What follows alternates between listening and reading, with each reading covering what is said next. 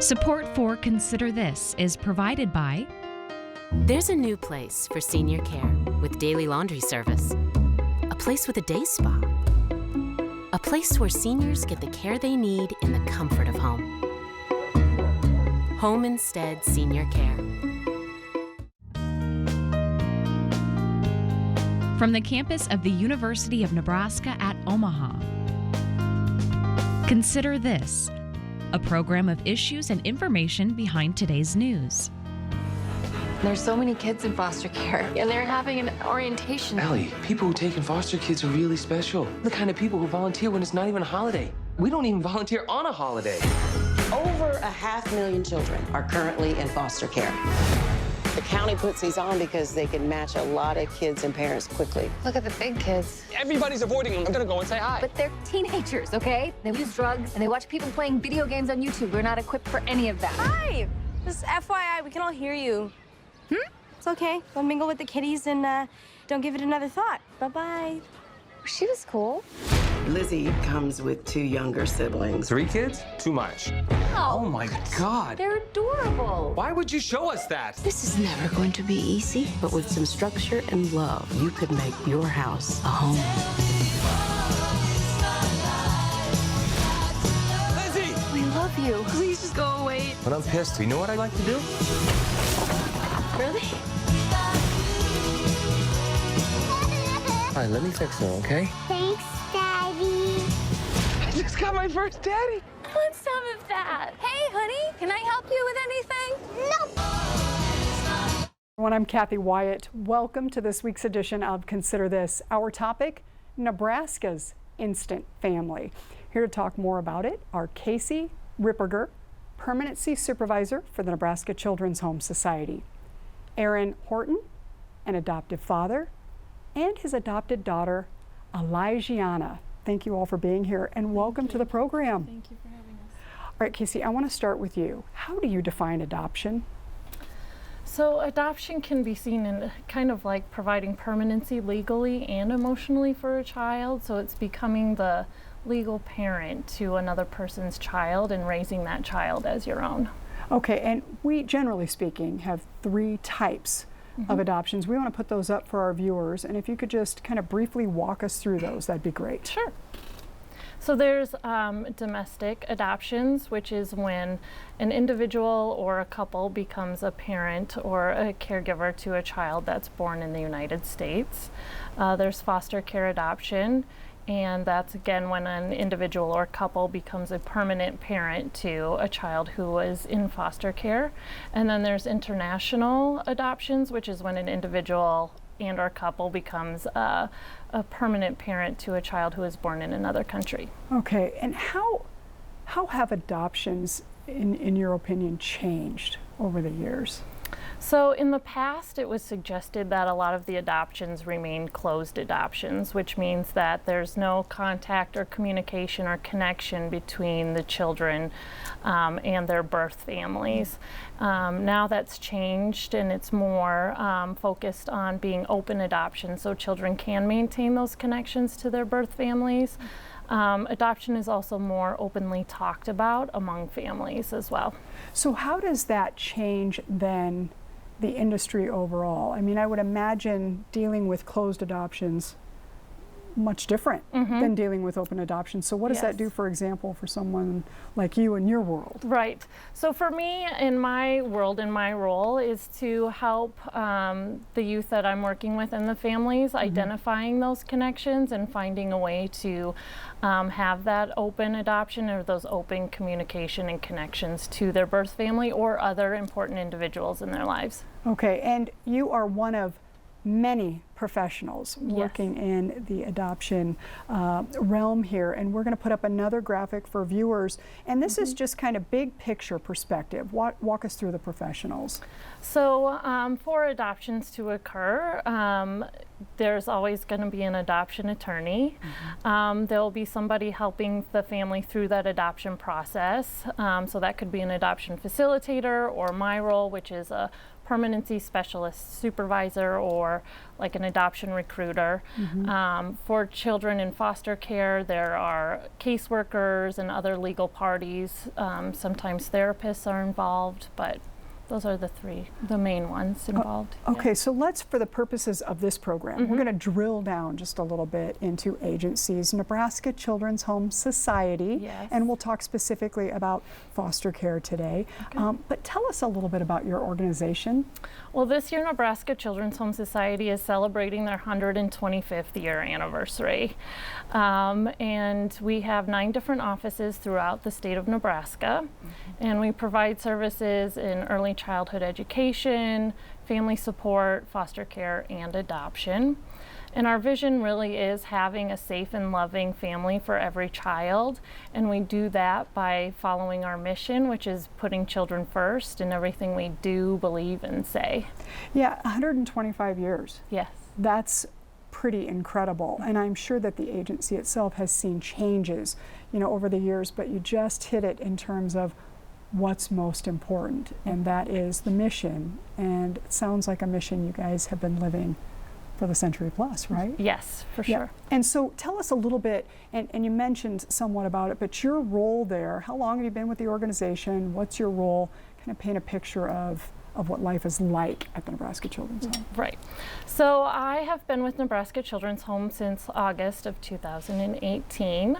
And my role is a permanency supervisor. And so we work with children who are in foster care and in need of a permanent home or forever family. And so we also help them process their grief and loss that they've experienced while being in foster care, helping build those connections that were lost and the ones they want to keep maintained, and then also helping them integrate into their forever family. Yeah, you mentioned that and permanent. Talk about the importance and the very, I would imagine, deliberate use of those words in your realm. Well, for a child who, is in foster care, they often go to sleep every night wondering where they're going to be the next day. And so that's, at the beginning I mentioned there's the legal and the emotional part of adoption. And they can be in a foster home who, may not be an adoption option at that point. But once they get into a home and they know that this is my family, I'm their daughter, I know that's something Elijahna always brought up to me when I worked with her, is that she knew she was part of their family because they referred to her as her daughter and not as a foster child. And so it's so important for her to have those lifelong connections, and for any child to have those permanent lifelong connections. I would imagine, Casey, as I'm listening to you, this isn't a job for you. This is a calling for you. Is that fair to say? I believe so. And so how do you get called into this kind of a role? And probably more importantly, why do you stay? I think it goes back to the mission. I love our mission, the Nebraska Children's Home mission of putting children first. And I just think that every child should feel loved and be happy in a family. And, there's over 900 children, that are waiting to be adopted in the state of Nebraska. And so, it's always there, and so unfortunately, but it's something that when I see happy endings like this, it's things like that keep me going, for sure. So tell me about this happy ending. Introduce us to this. Okay, so I met Elijahna and Aaron in August of 2018. So when I started with Nebraska Children's Home, I was assigned to work with them. Elijahna had already been living with the Hortons for about 4 months, and so my role was really to help them through the adoption process. And so answer any questions, prepare them for the adoption, and so that was my role in helping them through that process. Okay, thank you. And Aaron, so before we get into the actual adoption here, talk to us about the Horton family prior to all of this. Really, it was just me and my wife, Liz. She has an older boy, but he was moved out of the house. So out of the house, I traveled for work for a couple years, and I quit traveling. And adoption has always been a lifelong dream of mine since I was a kid. So when I got done traveling, me and the wife discussed adoption. You know, house was getting a little too quiet since her son was out, and she had mentioned something about one of her old clients, which is our oldest daughter, Jenny, was up for adoption. She showed me a picture of her, and I just knew instantly that that was my daughter. Do me a favor, Aaron, and talk a little bit about when you have these conversations. I mean, this is a pretty heavy topic, right? And a pretty big decision to be making. So especially for viewers at home who would consider going down this path. Was it difficult? You said you had been wanting to do this all your life. Was it difficult to open that door of dialogue? You know, how did you guys get through all of that to a point where you did arrive at making that decision? No, and really it was kind of just TV conversation between me and her. You know, neither one of us really knew, you know, was the other one serious or, you know, so after about a week or two, we both just kind of looked at each other, sat down at the kitchen table, you know, wanted to decide, are we ready to give up basically, you know, are we ready to add more kids to the home? And we both agreed to it, so we called an agency, went through a couple weeks of classes that touched base on everything, you know, how to change a diaper up to, you know, physical and emotional, how to deal with that. Okay. And how did you communicate then with the older son that was out of the house? How do you involve, especially somebody who's moved out, right? But they're still obviously part of the family. Right. So how did you engage him in all of this? He was actually out of state living, so we called him, put him on speakerphone, and discussed it with him, you know, let him know that when you come back home from school, you know, we will have kids, and he was fine with it, and he welcomed both of the kids with arms wide open. And I want to talk about that dynamic for a minute, and maybe you can help us out a little bit here. What are some of the more commonly asked questions or maybe challenges that you see when you have a family unit and you're adding to that family, especially with someone like an adult child or something? Talk a little bit about the dynamics involved there.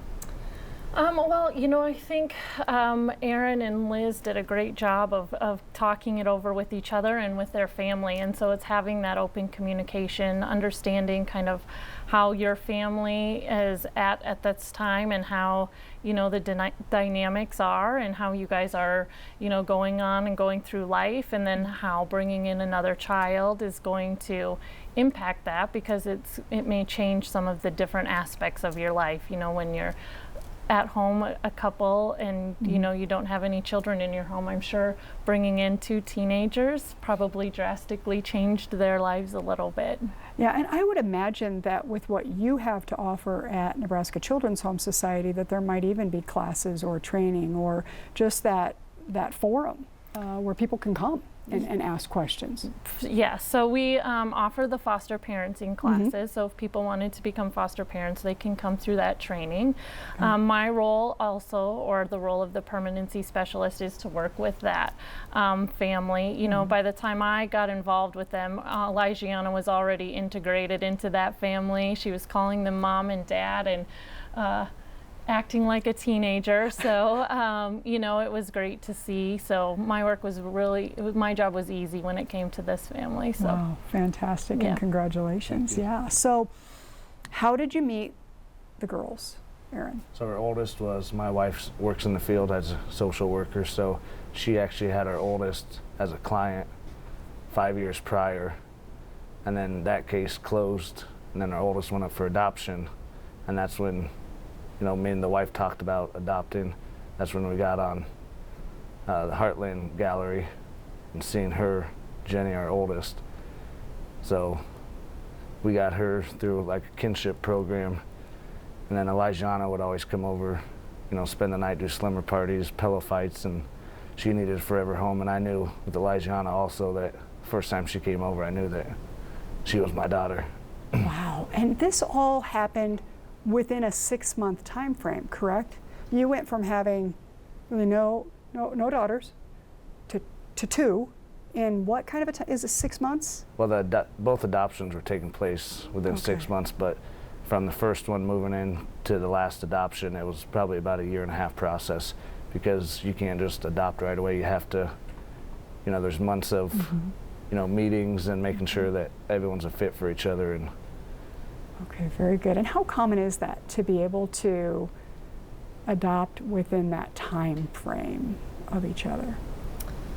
For them to take in, a lot of times, you know, people will adopt sibling strips. So when a child is, you know, like Jenny and Elijah were living with Aaron and Liz, they have to live there for 6 months before an adoption can occur. So that allows the family and the child time to get to know each other and really work out, you know, have the support of all the other professionals involved in their lives, help them through that process. So, you know, I think for them to adopt 2 teenagers within 6 months is pretty rare.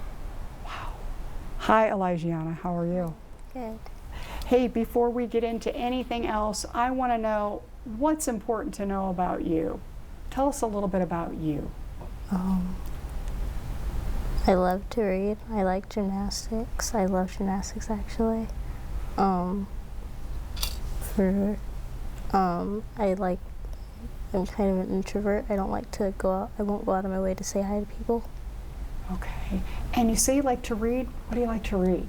Anything mostly. You just pick up a book and you go, huh? Yeah. So do me a favor and tell me how your story in terms of how you met the Horton family. Do you remember the very first time you saw them and what you were thinking? Well, I knew Jenny before, so like Jenny was my best friend. At first we were kind of enemies, and then we became best friends. So what happened? You were enemies? Yeah, we didn't like each other. Uh-oh. So when did you turn the corner? We might change topics on this program now and go into friendships. No. So you made a truce. So what happened, right? So like there was a truce between us. We said no more arguing. We said if I'm nice to you, you have to be nice to me. And it worked. Yes. Because you worked together. Yes. Right? So we have some photos that we're going to be putting up here. Yes. I think this story is amazing on so many levels, right? But what really is a heart warmer is that here's your best friend. Yeah. And now your sister's with her. Yeah. Tell me what that's all about. I mean, I don't know. We argue a lot. We argue like 24/7. Like it will literally be like we're in the kitchen and like we will literally fight over cereal. It must be some cereal, Elijah. What kind of cereal are we talking about? Because we both like the same cereal. So like the only cereal she will not eat is Cocoa Puffs, which is a cereal that still is like half. It's like half gone. It was Lucky Charms, and there's like a little bit, a tiny bit of milk, and I was just like, Jenny, do not. And she only left me like this much milk, so I was mad, and we kept arguing. Mommy and Daddy just said, just split the milk. Just split the milk? Yes. That's good problem solving right there. Yeah, so, okay, now back up in time a little bit, and you said maybe you and Jenny didn't get along so well at the beginning, but when was the first time you met her? What were you guys doing? Do you remember? We were at Girls Inc. You were at Girls Inc.? No, Solomon Girls Center. Okay, and you see her and you're just like kind of going on with your day. Yeah. Yeah? And then talk about how that relationship, then you didn't like her very much, but then you liked her. Well, like our relationship was kind of rocky because like we would get along and then like we would hate each other because like we both had attitude, so it didn't really work out. She's honest, Aaron. Oh, very much. So your dad's smiling over here, which I absolutely love. So how does that work from the dynamics, and we referenced those earlier? So you go from this house with no kids in it to 2 teenage girls, and I'm sure we have viewers right now who are kind of chuckling a little bit and praying for you maybe. But in any event, how do you do that? How do you adapt and adjust? I know there's that 6-month period ahead of time, but that's got to be a pretty big change. So what types of things did you find yourself doing to adapt? You spend a lot of time by yourself, you know, just relaxing, taking deep breaths, and, you know, and they were quiet for the first 5 or 6 months, but that's one of the best, to me, that's one of the best parts about adoption is when their attitude does come out, because then you know that they're comfortable and they're okay and they know that, you know, they're not leaving. Yeah. Now, for people who are thinking about going down this path, Aaron, what what advice would you have for them, especially from the teenage perspective? And again, your life is going along, and then you welcome this change, but it is a change nonetheless. So what advice would you have for people who are thinking about this? Really, you just have to think back that you were a kid at one time. You know, so as the kids, you know, get mouthy or give attitudes, I did the same thing. So you just have to basically have flashbacks to how your parents handled it. You know, and just remember that they're kids, and they're giving you attitude. That just means they're comfortable with you, which that's a good thing. Yeah. Well, when we're talking about families, we do have more pictures we want to put up, and so I'd like the two of you to kind of walk us through what we're seeing here in these photographs. Oh, so that was downstairs, I think. That day, me and Jenny were just at home. Jenny's hair was messed up, so was mine.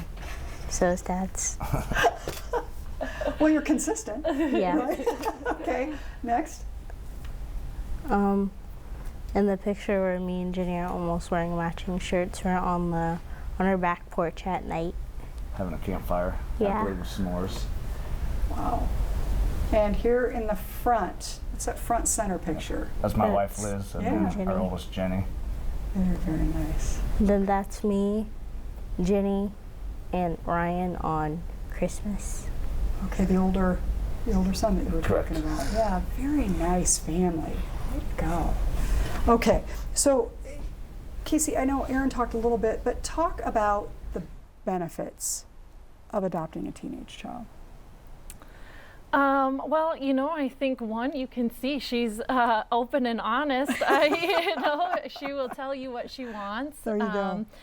And, you know, I think a lot of people worry about you're missing out on all of their beginning life. But, you know, there's so much more to life after, you know, when you're a teenager. There's a lot of firsts. So, you know, we talk about those lifelong connections, and so she'll have somewhere to go at Christmas time, or have someone to walk her down the aisle if she decides to get married, or, you know, is at home feeling sick by herself and has someone to call. You know, you always want to call mom, and so she has that she has that now. So that is so cool. And Aaron, I did read somewhere where somebody had asked you about missing firsts, and you came back with what kind of a response? There's all kinds of firsts for teenagers, whether it's their first dance, first time at Dairy Queen, first time driving a golf cart, first time camping. I mean, so there's going to be many more firsts. First time they're moving out of the house to go to college, first time junior high. Yeah, very, very good. This is, so November is National Adoption Month. What is the theme this year? the theme is, in their own words, lifting up youth voices. Okay. So talk a little bit about that. Well, I think, in terms of especially teenage adoptions, there's a lot of myths that go with that, like you saw in the movie clip too, and as well as, people may think that they're teenagers and they don't want to be adopted. And so I think this theme is perfect because it allows them to say, this is who we are and this is what we want. And we want family just like anybody else. So. Yeah, Elijah, in the spirit of that theme, yes, right? When she says that there's a misnomer out there that teenagers don't want to be adopted, for example, how would you respond to that? That's not true. Well, talk a little bit more about that. Talk from your heart about that. I didn't like the foster care system. I never really did, because when you told them something, they never really listened to you. Even though that the first day you were there, they told you that they would always listen to you. No, they didn't. They never really listened to you. And how does that make, I think for anybody, that would make you feel sad. But as you're growing up, yeah, and all of us want is to be heard, yeah, right? So talk a little bit about the difference now in your life, having your parents and your sister and your brother, people who really want to take an interest in you and do listen. For me, it was kind of hard growing, because in the foster care system, what they really want is, they just don't want you in their hands. Once you're out of their hands, they really don't care anymore. Well, they've passed you off to a forever home, and probably very happy for you. Yeah. That you but when you're in the foster care system, it's kind of hard just to get along with those people, because you feel like the people, they don't understand you mostly. And, like, the homes that, like, I've been in, like, some of them, like, the first time that I went into foster care, I had this one home, and they were a young couple, hadn't had any experience or anything, and they took me in, and I was still confused and upset and everything. And that first night, I threw a tantrum. Because change is hard, and it can be scary and all the rest. So we just have a little bit of time left, just a few seconds. What would you say to your dad and your mom who's not here? How would you tell them thank you?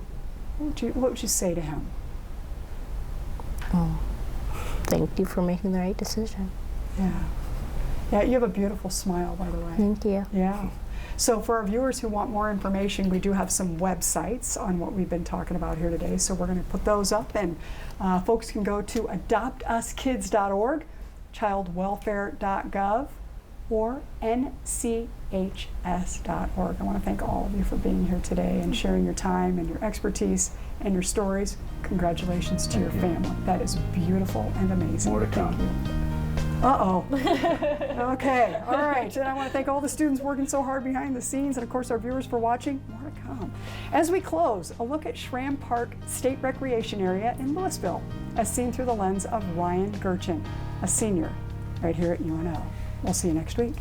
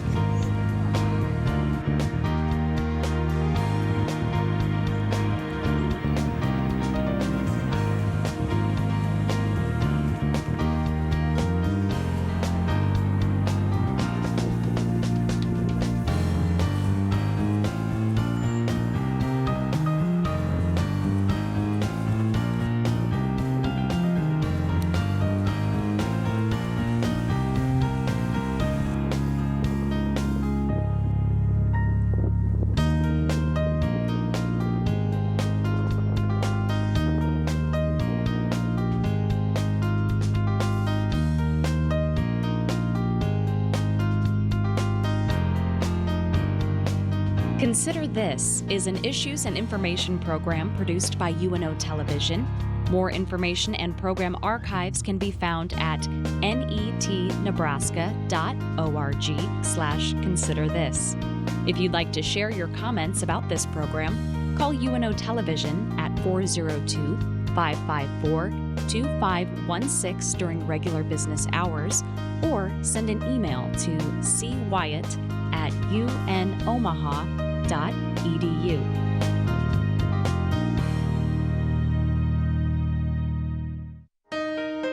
Support for Consider This is provided by There's a new place for senior care, a place with flexible meal plans and 24-hour room service.